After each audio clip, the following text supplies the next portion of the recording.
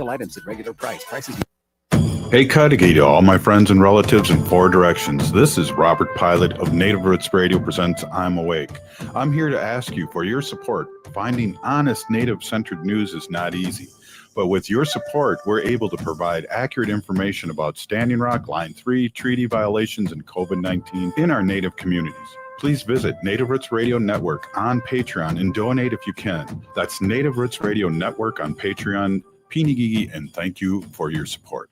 Support comes from the Walker Arts Center. Did you know that the Walker has a cinema that shows film almost every week? From artist talks, genre-defined performances, and world premieres to archival shorts and experimental soundscapes, the Walker Cinema explores all modes of global and local filmmaking. Get your first tickets for free. Visit walkerart.org/cinema to learn more. That's walkerart.org/cinema. See you at the movies. Oh, this is Robert Pilot. For Native relatives, healing is more than just sobriety. It's reclaiming Indigenous masculinity as a sacred, balanced force. Join Hunter Thundercloud for Native Roots Radio presents Controlled Fire. We explore how personal recovery uplifts our communities. It's time men step back into roles as mentors and spiritual leaders. Recovery is collective, and it starts with us. Tune in the first and third Wednesday of every month at 6 p.m. for Native Roots Radio presents Controlled Fire. Let's tend the fire together. The city of Minneapolis is now on Native Roots Radio with Minneapolis AIR. AIR stands for American Indian Relations.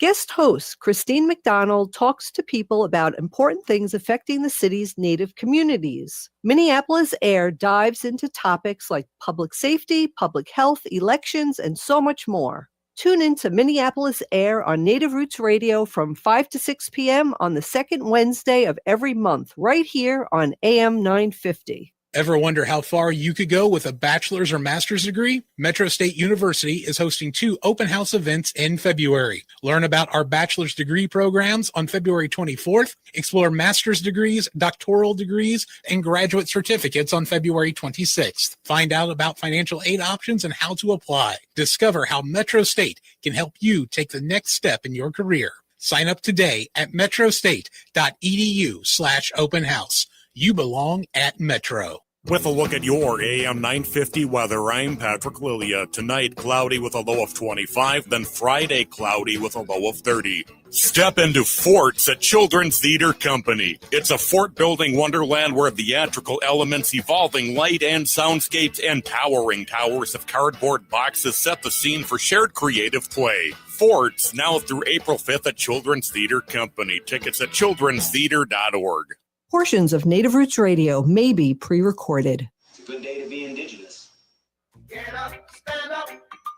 They are going to become more brutal.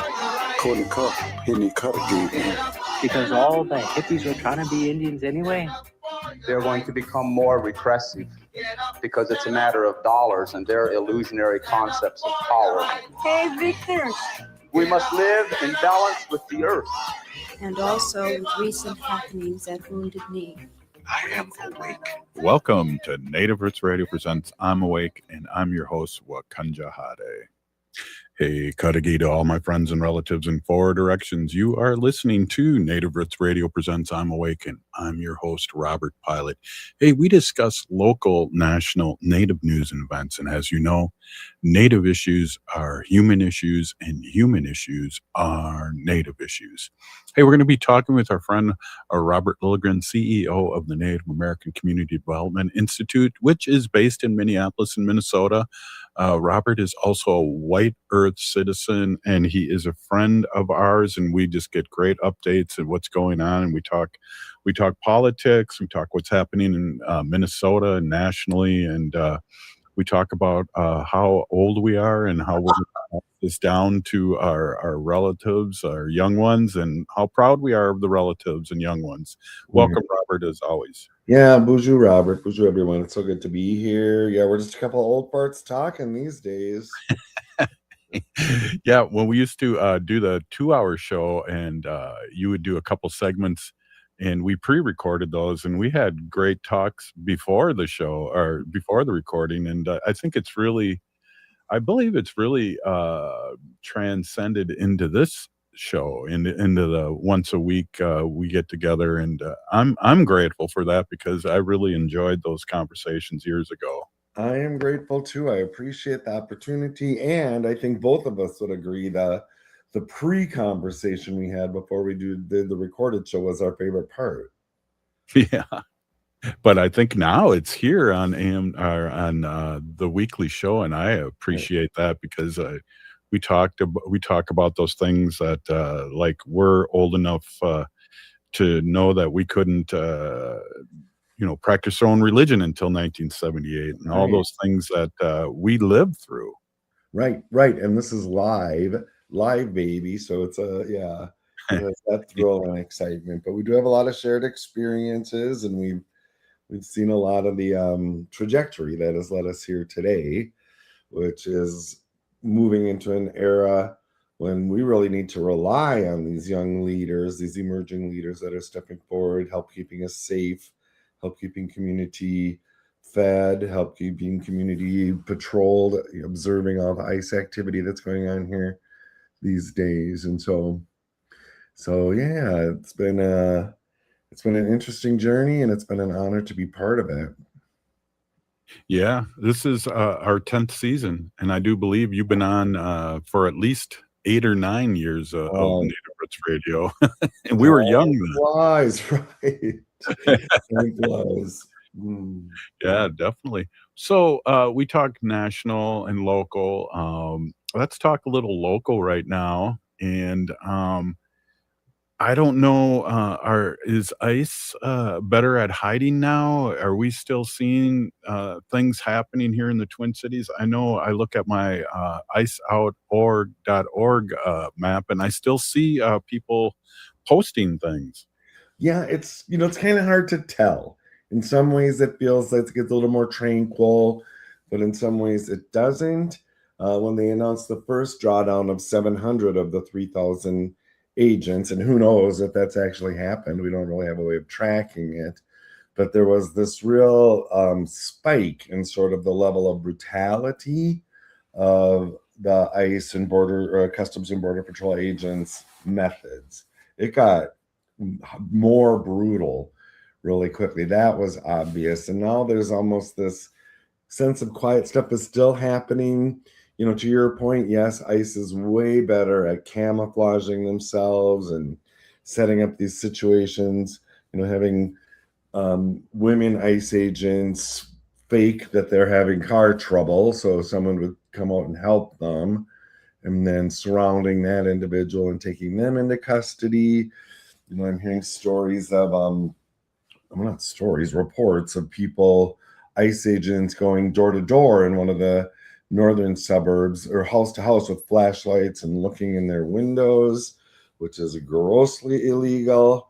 So right at our spot on the American Indian Cultural Corridor at All My Relations Arts Gallery, which is a headquarter for the protector, for the observers, the protectors, the organizers, and Powell Grounds Coffee Shop, it feels a little quieter right now, and we're kind of in a wait and see attitude. And I don't know if it's just that the ICE activity has been a little more decentralized.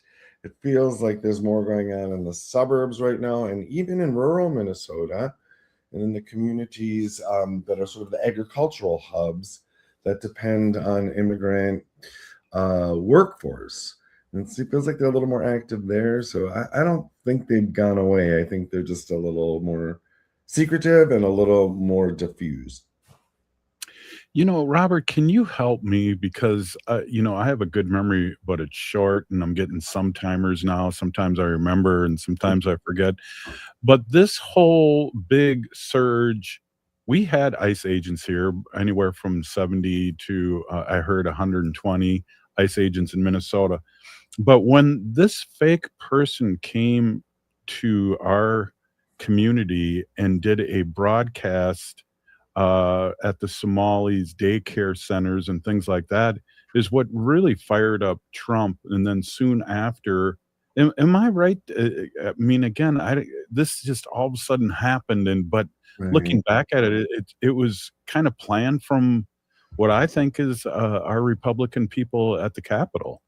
Right. And it's hard. I don't know what's going on in the mind of Trump or in the mind of the white supremacists that are engineering this, but I think your sequence of events was right. We had a fake news story that focused on fraud, government fraud here, and we had a very high-profile COVID era fraud case that we were dealing with, and they kind of focused on that. So, although the ringleader of that fraud case, Feeding Our Futures is what it's called, and it was a white woman who really engineered the whole thing. But a lot of the nonprofits that participated were East African nonprofits, and so they focus on that. So ostensibly, this was sort of generated by fraud investigation, but that's not really the work of immigration enforcement, right? Or border control enforcement. So that doesn't really add up there. And these investigations were happening. Justice was being served. But I think that was an excuse used to ramp up this surge. And we went from, I think, our usual cadre of an immigration enforcement agents in our state is about 100 to 120 officers throughout the state. It's was surged to 3,000 officers who now rove about our communities in this lawless way and just interrupt. They detain people. They detain citizens. They detain Native people like crazy and brutalize them. They just hold them for a while, and when someone can prove their citizenship, then they release them. And so people here are going around with their papers, their tribal IDs, their passports, their birth certificates, or copies of all those documents, because they don't want them to get confiscated by the ICE and Border Patrol agents. But it's dystopian. It's not anything I thought I would ever see in my lifetime. But we here still in this Minneapolis-St. Paul region in Minnesota, we are under violent federal occupation. Right. And it's interesting that some of people that I know from across the country that lean the other way really, really do not realize that, and don't realize how hurt and angry we are here in Minnesota and Minneapolis and St. Paul by our federal government doing this to us. It's unbelievable. We got like 10 seconds here, Robert. We're going to take a quick break. We're with Robert Lilligren, our friend and CEO of Native American Community Development Institute here in Minneapolis and the Twin Cities. We'll be right back. Support comes from the Walker Arts Center, an art space that's more than the spoon and cherry. Galleries celebrate contemporary visual art, including indigenous artists like Edgar Heap of Birds from the Cheyenne and Arapaho nations, and Jim Demeny from the Ojibwe Nation. Additionally, film screens, cinema, and performances are shown on stage. And the Walker is free every Thursday night and free every day for citizens and members of tribal nations. Learn more at walkerart.org. The city of Minneapolis is now on Native Roots Radio with Minneapolis AIR. AIR stands for American Indian Relations. Guest host Christine McDonald talks to people about important things affecting the city's Native communities. Minneapolis AIR dives into topics like public safety, public health, elections, and so much more. Tune in to Minneapolis AIR on Native Roots Radio from 5 to 6 p.m. on the second Wednesday of every month, right here on AM 950. Rebuilding Together Minnesota provides critical home repairs and safety modifications at no cost to low-income homeowners, with a focus on supporting BIPOC communities across Minnesota, because everyone deserves a safe place to live. If repairs feel out of reach, help is available. Their work helps older adults stay independent, support families, and strengthens neighborhoods. Apply during the application window through March 31st. Visit rtmn.org and select Apply for Help, or call 651-776-4273. Rebuilding Together Minnesota, where neighbors help neighbors. Ever wonder how far you could go with a bachelor's or master's degree? Metro State University is hosting 2 open house events in February. Learn about our bachelor's degree programs on February 24th. Explore master's degrees, doctoral degrees, and graduate certificates on February 26th. Find out about financial aid options and how to apply. Discover how Metro State can help you take the next step in your career. Sign up today at metrostate.edu/open house. You belong at Metro. I'm Lieutenant Governor Peggy Flanagan, and I want to be your next United States Senator, and you are listening to Native Roots Radio. Welcome back to Native Roots Radio presents I'm Awake, and this is Robert Pilot. Hey, welcome back, everyone. We are here with our friend Robert Lilligren, CEO of Native American Community Development Institute here in Minneapolis and the Twin Cities.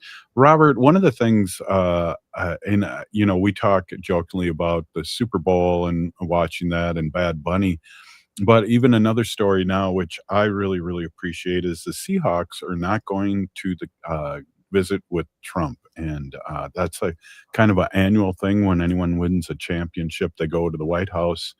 I am just ecstatic that they made that decision. I give them a lot of credit. Of course, they're not the first national champion sports team to make that decision, but I think it's the right one.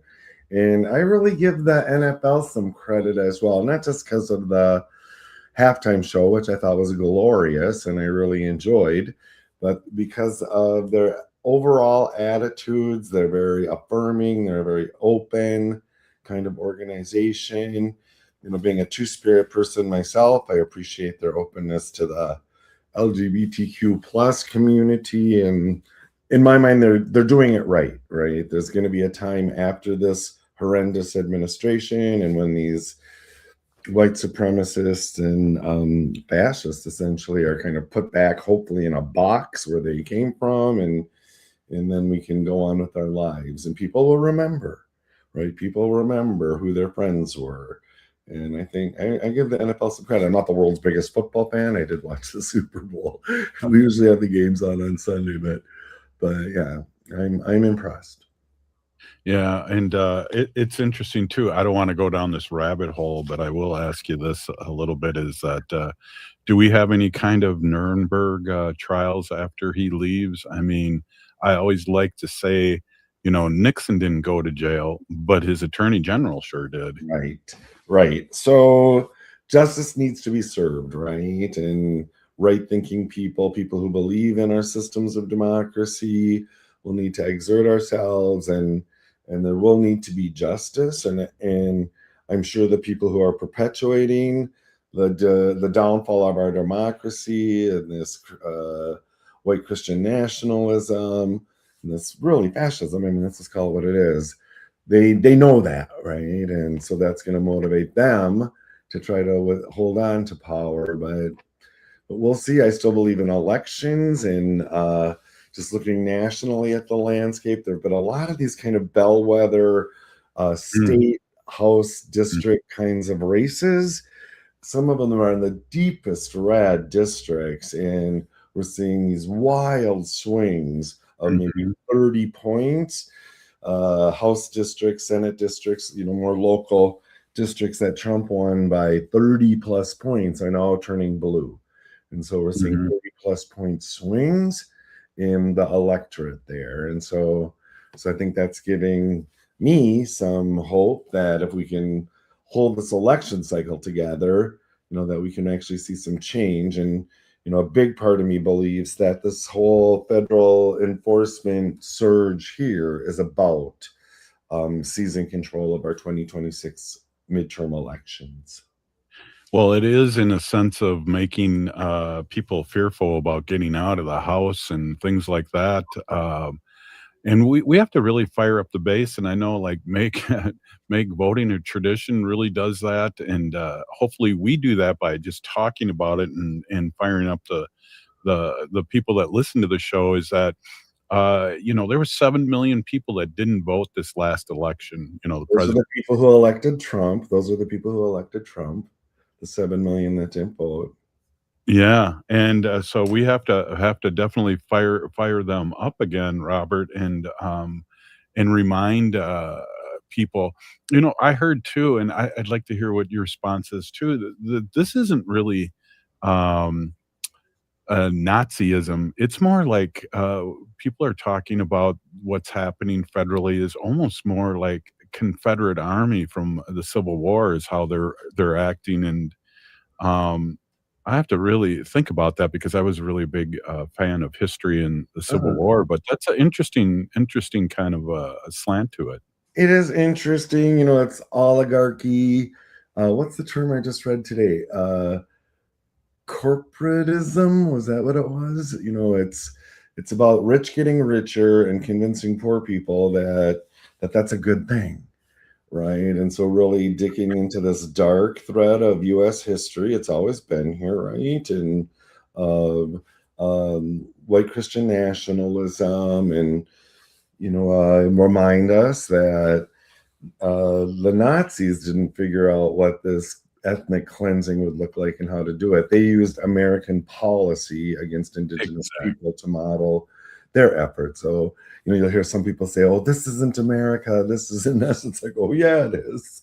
This has been us all along, and we had made such progress towards equity, equality, civil rights, and that's just being shredded right now by this current administration.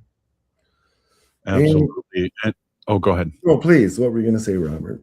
No, I was agreeing. I was saying absolutely. And just kind of seeing what's happening here locally too with the House and the Senate are back in session, and just what people are still staying relatively left and right. And that's really upsetting because we're all one state and we should be protecting our students and our kids and those things. So there's got to be a big shift here coming up soon, and hopefully it'll be the blue wave shift. Yeah, fingers crossed. And we got to protect our elections, and I'd love to talk about that some more as well. But we're having to plan. We have our Make Voting a Tradition project at NACDI, Native American Community Development Institute, and it's robust. It's regionally, nationally, even internationally recognized. And as we're planning, that's our pin that we put into our planning.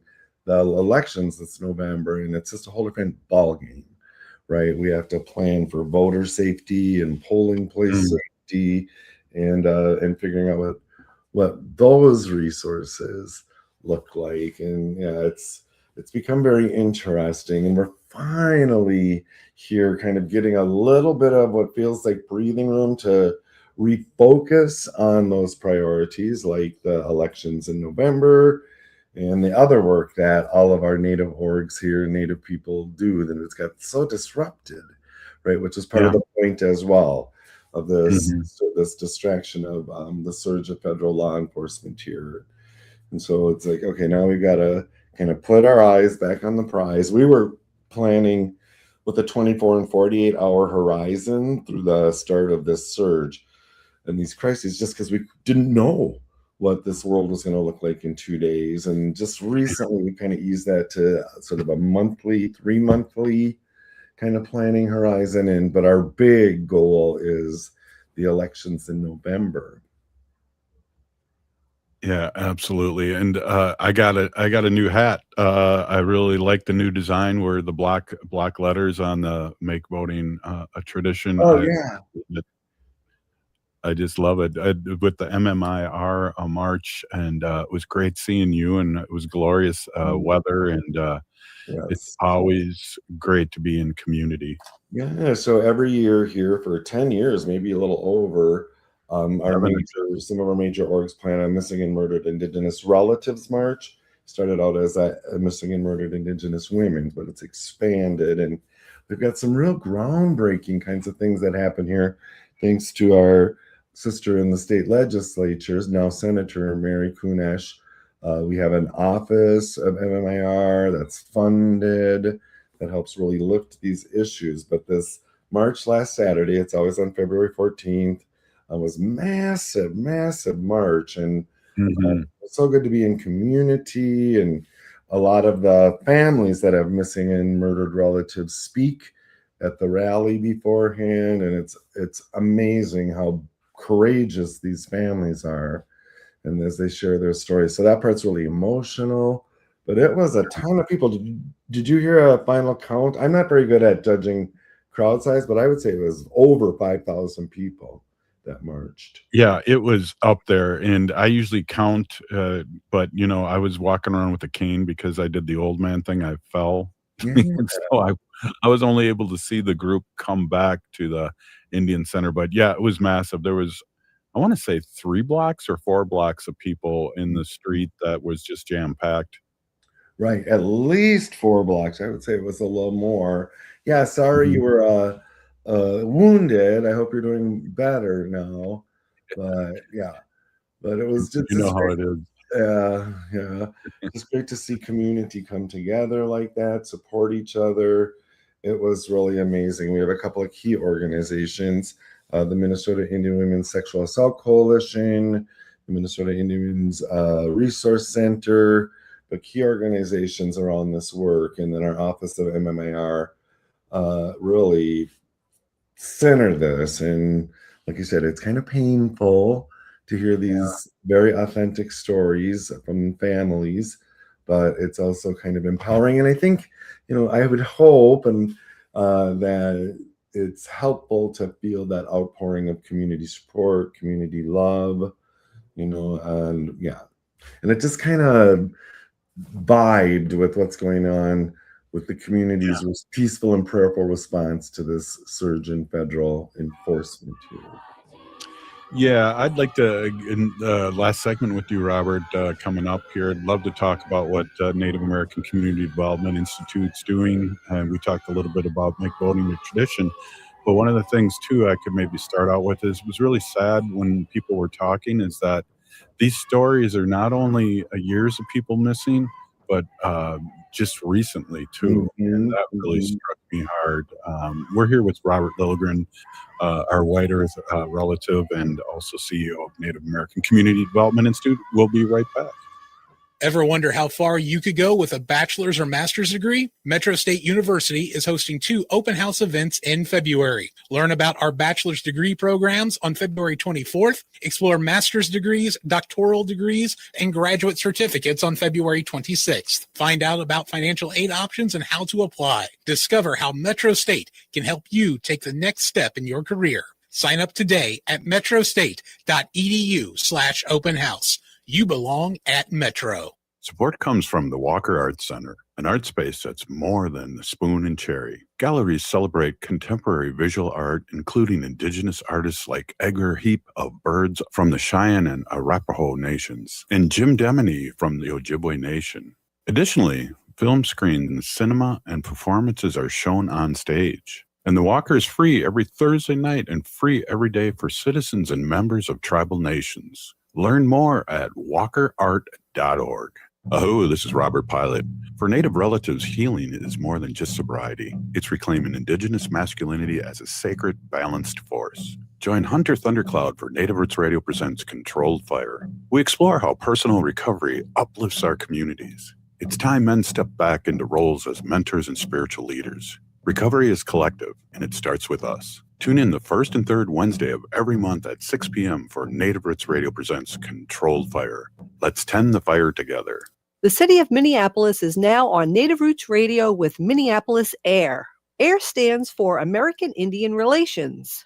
Guest host Christine McDonald talks to people about important things affecting the city's Native communities. Minneapolis AIR dives into topics like public safety, public health, elections, and so much more. Tune in to Minneapolis AIR on Native Roots Radio from 5 to 6 p.m. on the second Wednesday of every month, right here on AM 950. Support comes from the Walker Arts Center. Did you know that the Walker has a cinema that shows film almost every week? From artist talks, genre-defined performances, and world premieres to archival shorts and experimental soundscapes, the Walker Cinema explores all modes of global and local filmmaking. Get your first tickets for free. Visit walkerart.org/cinema to learn more. That's walkerart.org/cinema. See you at the movies. Rebuilding Together Minnesota provides critical home repairs and safety modifications at no cost to low-income homeowners, with a focus on supporting BIPOC communities across Minnesota. Because everyone deserves a safe place to live. If repairs feel out of reach, help is available. Their work helps older adults stay independent, support families, and strengthens neighborhoods. Apply during the application window through March 31st. Visit rtmn.org and select Apply for Help, or call 651-776-4273. Rebuilding Together Minnesota, where neighbors help neighbors. Support comes from the Walker Arts Center. Local artist Rosie Simas, Seneca Nation of Indians, Huron Clan, embodies Onondaga philosophies of peacemaking and relationality in new immersive installation. Visit Agay Jagwa Destiny Gowaweni. I hope it'll stir your mind and explore a space built for communal rest and contemplation. Simas presents a performance of the same name this May. Learn more about the exhibition and performance at walkerart.org. With a look at your AM 950 weather, I'm Patrick Lilia. Tonight, cloudy with a low of 25, then Friday, cloudy with a low of 30.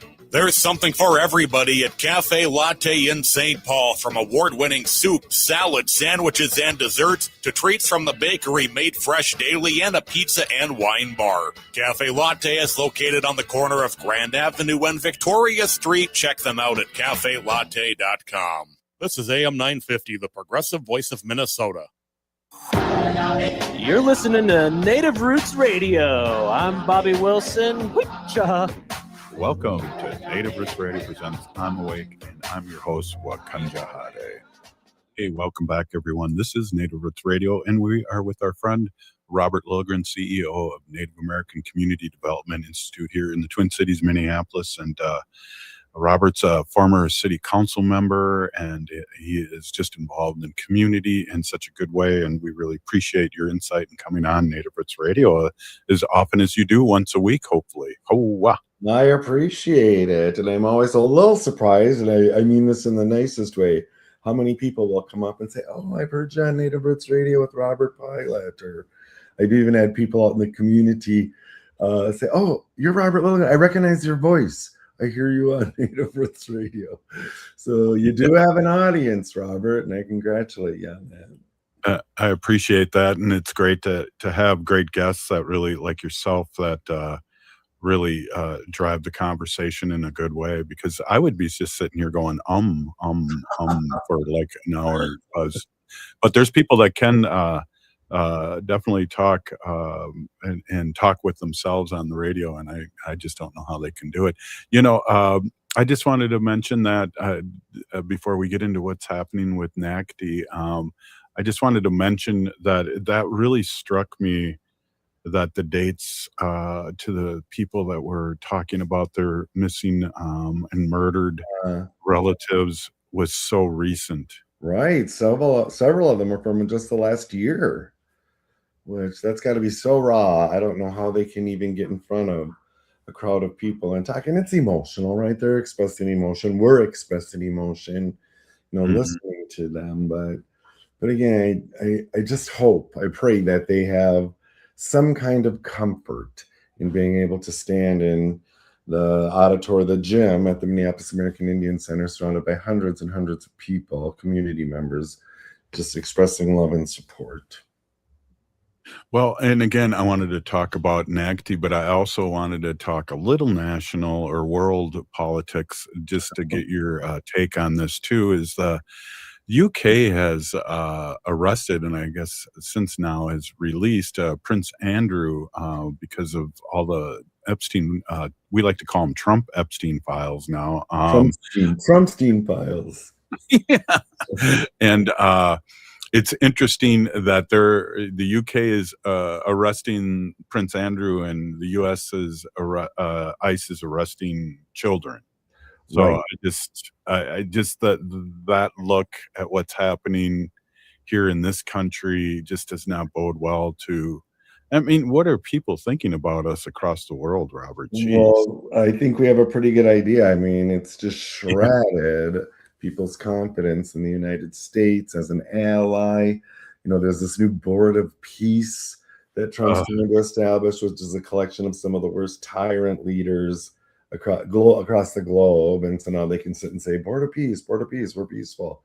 it's a way of extorting money from these dictators across the world. And I think the example of I never knew this was his last name, Andrew Mountbatten Windsor, formerly known as Prince. I think that's just really telling. Someone from the pinnacles of power within Great Britain is being brought to justice.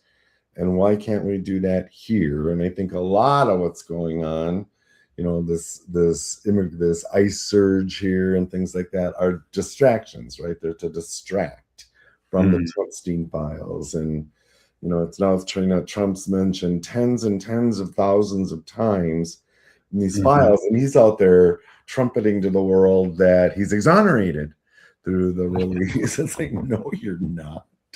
You're much more, you mentioned so many times. So I don't even know, there's no reality there, right? Right.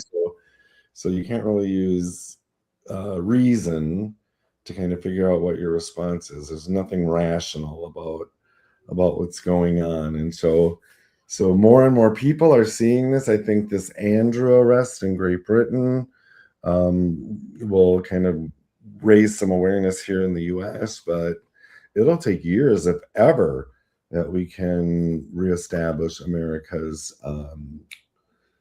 influence globally.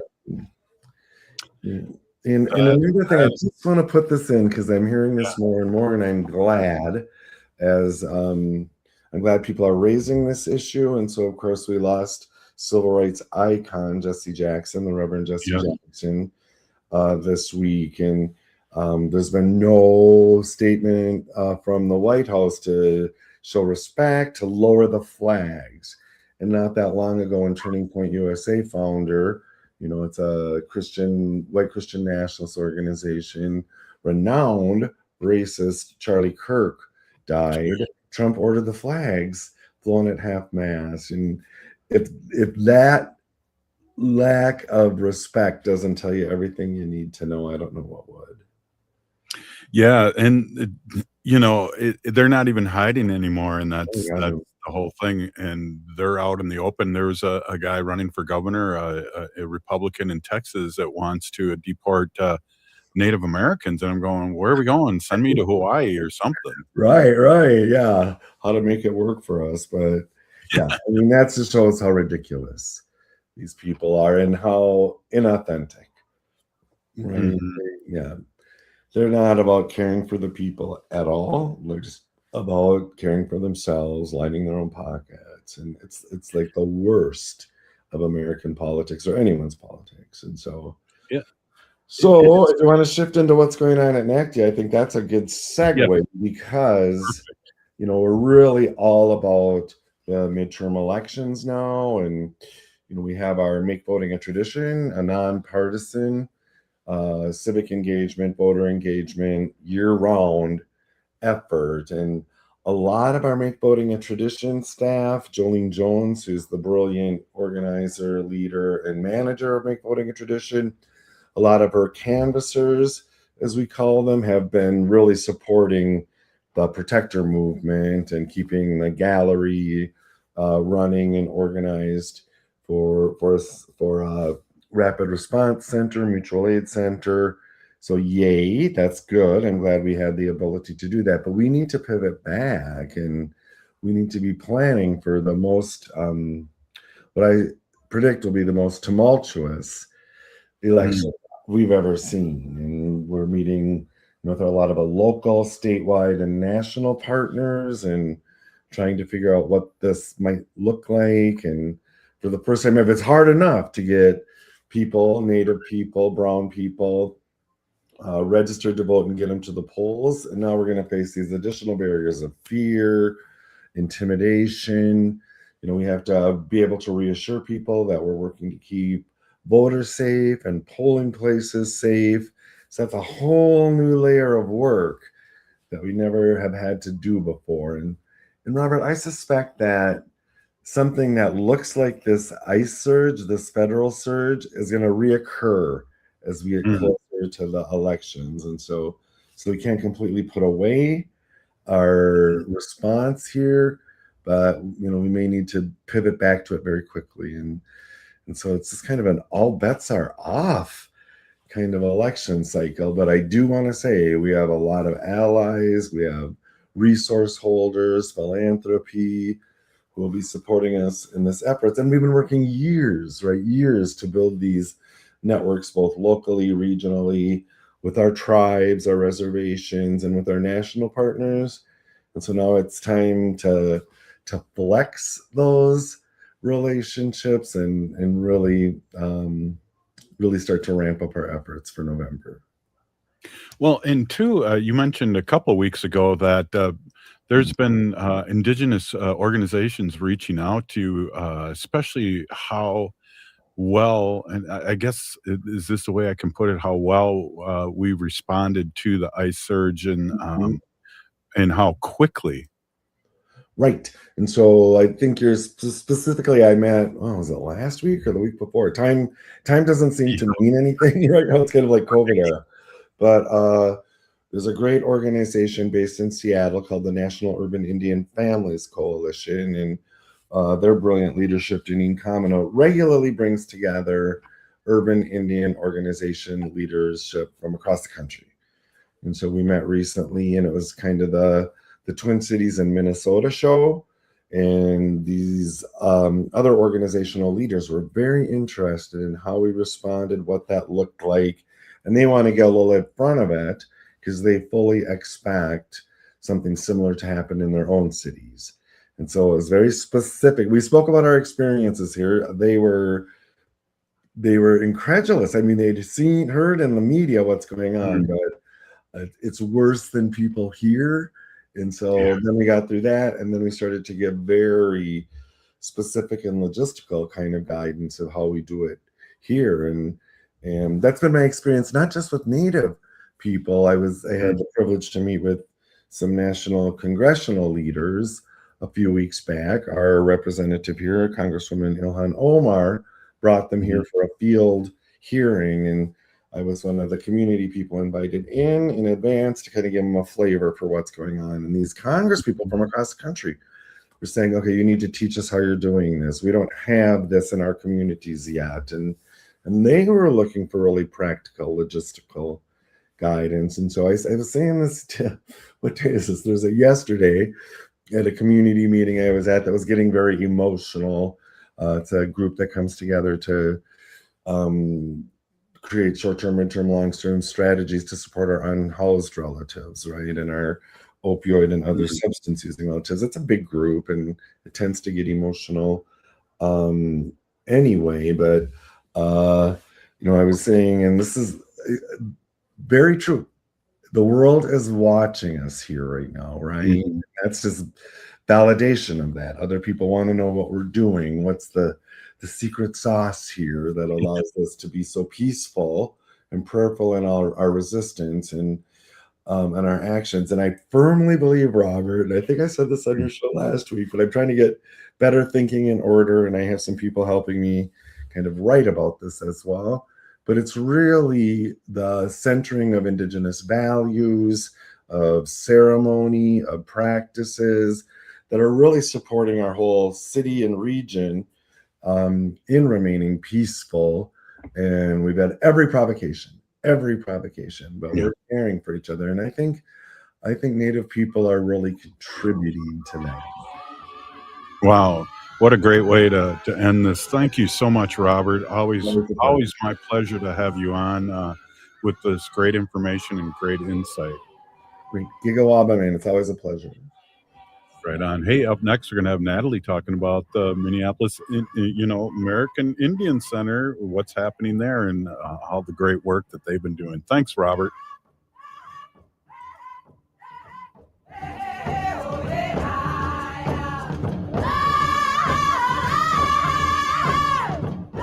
Rebuilding Together Minnesota provides critical home repairs and safety modifications at no cost to low-income homeowners, with a focus on supporting BIPOC communities across Minnesota, because everyone deserves a safe place to live. If repairs feel out of reach, help is available. Their work helps older adults stay independent, support families, and strengthens neighborhoods. Apply during the application window through March 31st. Visit rtmn.org and select Apply for Help, or call 651-776-4273. Rebuilding Together Minnesota, where neighbors help neighbors. Support comes from the Walker Arts Center, an art space that's more than the spoon and cherry. Galleries celebrate contemporary visual art, including indigenous artists like Edgar Heap of Birds from the Cheyenne and Arapaho nations, and Jim Demeny from the Ojibwe Nation. Additionally, film screens, cinema, and performances are shown on stage. And the Walker is free every Thursday night and free every day for citizens and members of tribal nations. Learn more at walkerart.org. Ever wonder how far you could go with a bachelor's or master's degree? Metro State University is hosting 2 open house events in February. Learn about our bachelor's degree programs on February 24th, explore master's degrees, doctoral degrees, and graduate certificates on February 26th. Find out about financial aid options and how to apply. Discover how Metro State can help you take the next step in your career. Sign up today at metrostate.edu/open house. You belong at Metro. The city of Minneapolis is now on Native Roots Radio with Minneapolis AIR. AIR stands for American Indian Relations. Guest host Christine McDonald talks to people about important things affecting the city's Native communities. Minneapolis AIR dives into topics like public safety, public health, elections, and so much more. Tune in to Minneapolis AIR on Native Roots Radio from 5 to 6 p.m. on the second Wednesday of every month, right here on AM 950. Hi, it's Dr. Evan Adams, and you're listening to Native Roots Radio. Hey, Victor, you better be listening. In this portion of the show, we'd like to bring awareness to our wolf and bear populations throughout Turtle Island. Say no to the hunts. Right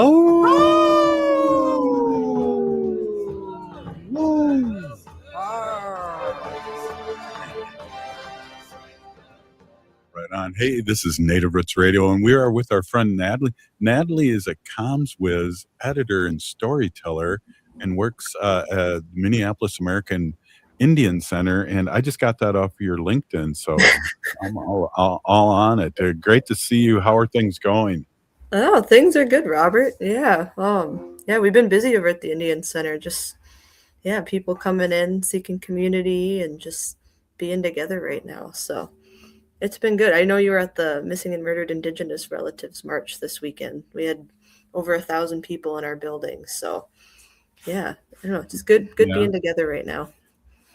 Yeah, we were talking with Robert, and we thought there was at least 4,000 or 5,000 people in the march. It was just an amazing day, and I was walking around with my cane, acting like a real elder. Oh, wow. I don't know. So you were hobbling around. The seas were parting for you. People were letting you walk everywhere, and I think having a cane, you get special privileges. They didn't want me to fall on them. Yep. Exactly. Well, hey, before we get going on what's happening and just the general vibe at the Indian Center, I want to just mention the restaurant, and I love the restaurant. Can we just talk a little bit about the Gatherings Cafe? Yeah. So we got a full service, our Indigenous restaurant in the Indian Center. We're really focused on serving foods that are native to Turtle Island and foods that are really approachable and accessible. So tacos, melts, things like that. But I also want to plug, we do catering as well through the cafe. So if you're having an event at the Indian Center or offsite, we recently got a catering van. So we're mobile now. We can cater meetings and events and the whole shebang. If you got a birthday party, and it's all really good, healthy, indigenous food. And the menu's made by our head chef, Vernon Defoe. And a lot of our ingredients come from tribes and native producers in the area. So it's locally sourced, less carbon footprint. And you're helping out tribes and native producers and keeping money in the community by eating. Yeah, absolutely. Oh, absolutely. And my favorite is the walleye, and I do believe that's from Red Lake, isn't it? Mm-hmm. Yep, comes from their fishery up there. Yeah, I love it. And then there's the bison sandwich. That's my second favorite too. And what I love, the prices are so reasonable. It's not even, not even funny. It's like I'll eat here every week or every day. I think you do, don't you? You're there most days. Like every time I go down there, you're down eating in the cafe. Oh, and I might be swinging by tomorrow, but that's just a rumor because Ooh. jonesing for one of those sandwiches. So you talked about the march, but also there's other things that are happening at the Minneapolis, American Indian Center. And one of the things I like to talk about is Charlie too. He's been there at the center for so many years, and he's a great artist, and he buys and sells. There's a great place to go and get your needs done. Yeah. We got Charlie's shop. I think Woodland Indian Crafts is the official name, but I think everyone that's around calls it Charlie's Place. I don't think I've ever heard anyone call it by the official name. But yeah, we joke that he comes with the building because he's technically his own business, but he's been there since like 1979 in the center. Mhm. So yeah, he just kind of comes with us. He's a package deal. Right on. And then do you still have tribes coming in and you guys are available for the nations across Turtle Island to come in and give their members IDs, especially with this ice going on and still going on here? Yeah, it's still in the thick of it. But yeah, we've been we rent out our spaces to different organizations, and one of the ways we've been helping is inviting different tribes. We've opened it up for tribes to come in and host events to get their members IDs, because a lot of people don't have tribal IDs, and they normally have to go to the reservation to get them, and they cost money, and it's just a big barrier. So I think we've had like 15 different tribes come in and host pop-up events. Yeah, and I know Santee, Dakota will be here Monday and Tuesday, 9 to 4 next week. And then I know there's some other ones, but if any tribes are interested, if they email room booking at maicnet.org, my coworker Kateri can get them set up. But yeah, we're inviting tribes in to come and have these events because it's really important that everyone's got proper identification of everything going on. And so it's been really great that tribes have been coming down and coming from all over to just open that up. Yeah, it has been.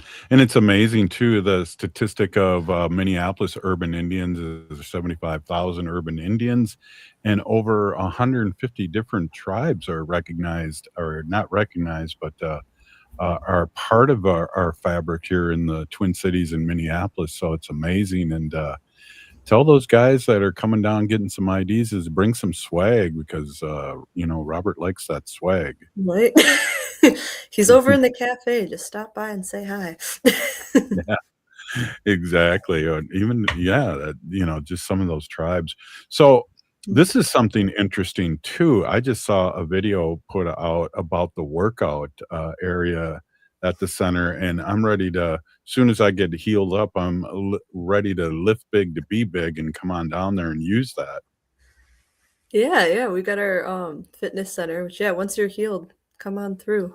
It's free and it's open to anybody. I think 16 and up is the rule that we've got. You just have to register on site, but it's a free fitness center and gym space, and we just got a bunch of new equipment. So it's all decked out. But yeah, it's part of our mission. We're really trying to help our community be healthier and have opportunities to move and be active and be together. And so, yeah, that was closed for a little while because we did a big revamp, but we reopened last week. And yeah, so we're open most Monday through Friday, 8 to 8. And Monday night, we just started, it's women's night. So 6 to 8, it's women only. So women have a space to go and exercise and be safe and comfortable and get help. We've got staff who are awesome and can help people use the equipment and any needs that people have. And yeah, we got a new stair stepper and a bunch of other stuff. So it looks really different than it used to. And and it's free and available to everybody. So just stop on by and register. That's awesome. And Natalie, I know you're a runner, and I did not know this. So you must be using the treadmill and staying and running, keeping your running going, because you did the run from Port Snelling to Mankato, and that's a brutal run, but also a long run.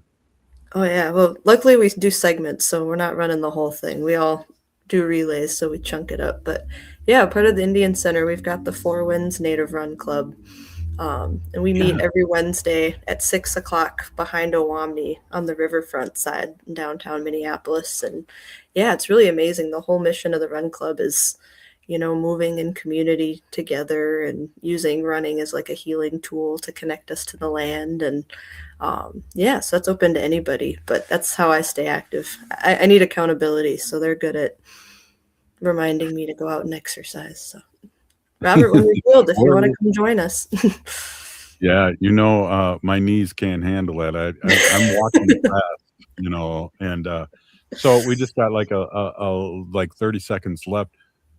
Natalie, can you, for people that are listening to us outstate, can you give an address and also a website or Facebook so people know how they can click in and come visit if they're coming in out of town? Yeah, I gotcha. So we're on Franklin Avenue. It's 1530 East Franklin, in South Minneapolis is the Minneapolis American Indian Center. And our website is maicnet.org. We're also on Facebook and Instagram too, so find us on there. Thank you, a big Peony Geek. Thank you so much for stopping in and giving us this great positive news about the Indian Center. I really appreciate it. Yeah, it'd be great, Robert. Thanks for having me. All right, we'll see you soon. Hey, we'll see you tomorrow. This is Native Roots Radio. The city of Minneapolis is now on Native Roots Radio with